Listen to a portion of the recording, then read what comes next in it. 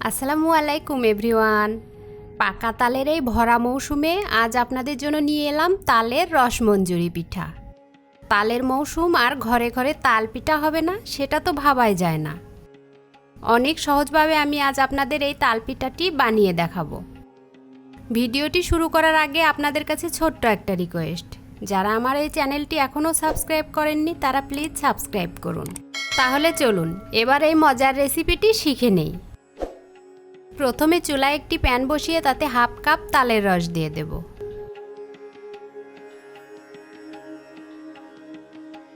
তারপর দেব half cup তরল দুধ। এবার দেব কিছুটা কুড়ানো নারকেল, হাফ কাপ চিনি এবং 1 চামচ মতো তিল। এই তিলটা আমি আগে ভেজে নিয়েছিলাম। এবার সব কিছু খুব ভালো করে মিশিয়ে নেব।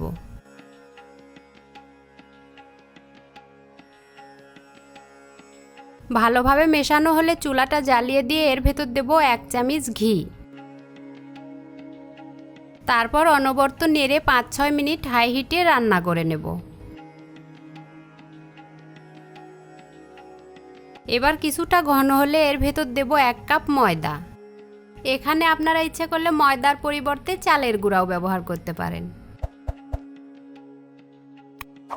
ময়দাটা দিয়ে নেড়েচেড়ে একটি ডো তৈরি করে নেব। এ সময় চুলার আঁচটা কিন্তু আমি মিডিয়ামে রেখেছি। ডোটা আমার তৈরি করা কমপ্লিট। এখন আমি এটা নামিয়ে সাইডে রেখে দেব। এখন শিরা তৈরির জন্য চুলায় একটি পাতিল বসিয়ে তাতে 1 কাপ পানি দিয়ে দেব। এবার পানির ভেতর দেব হাফ কাপ চিনি। তারপর দেব একটি তেজপাতা এবং 2টো এলাচ। এবার নেড়েচেড়ে শিরা তৈরি করে নেব। শিরাটাকে বেশি ঘন করার প্রয়োজন নেই, মিষ্টির জন্য যেরকম শিরা হয় সেরকম হলেই চলবে। যখন দেখবেন শিরাতে একটা আঠালো ভাব চলে এসেছে তখন নামিয়ে সাইডে রেখে দেবেন। এবার আগে বানিয়ে রাখা ডোটা সুন্দর করে মথে নেব।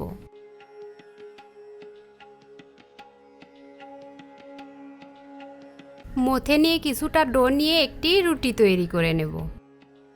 রুটিটা আমি একটু মোটা করে বেলে নেব।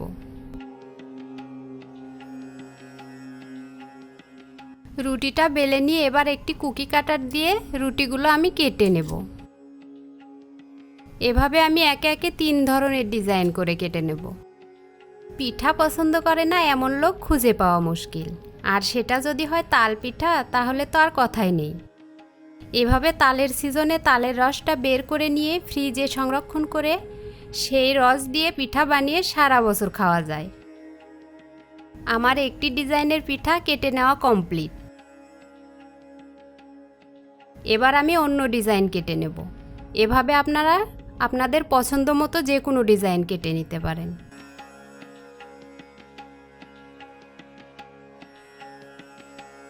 দেখুন আমার 3 ধরনের ডিজাইনই কাটা কমপ্লিট। এখন আমি এটা চুলায় ভাজার জন্য নিয়ে যাব।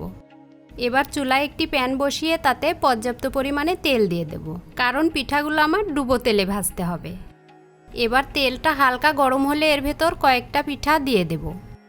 পিঠাগুলো ছাড়ার সময় অবশ্যই সাবধানে ছাড়বেন, যেন হাতে তেলের ছিটা না পড়ে। ভিউয়ার্স, ভিডিওটি ভালো লাগলে সাবস্ক্রাইব, লাইক, কমেন্ট এবং শেয়ার করতে ভুলবেন না। এখন পিঠাগুলো উল্টিয়ে পাল্টিয়ে ব্রাউন কালার করে ভেজে নেব। ব্রাউন কালার চলে এলে পিঠাগুলো একটি ঝাঁঝরিতে তুলে তেলগুলো ঝরিয়ে নেব।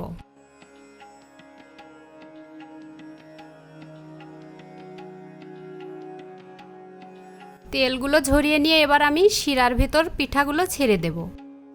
এভাবে আমি সবগুলি পিঠাই ভেজে নেব। যারা নরম পছন্দ করেন তারা একটু কম ভেজে তুলে নেবেন। কিছুক্ষণ শিরার ভেতর রেখে তারপর পিঠাগুলো তুলে নেবেন। ব্যাস তৈরি হলো আমার রসে ভরা তালের রসমঞ্জুরি পিঠা। এভাবে বানিয়ে নর্মাল ফ্রিজে রেখে 1 সপ্তাহ পর্যন্ত খাওয়া যায়। আজ তাহলে আপনাদের মাঝ থেকে এখানেই বিদায় নিচ্ছি। দেখা হবে অন্য কোনো রেসিপি নিয়ে। সে পর্যন্ত সবাই ভালো থাকবেন আর আমার জন্য দোয়া করবেন। আল্লাহ হাফেজ।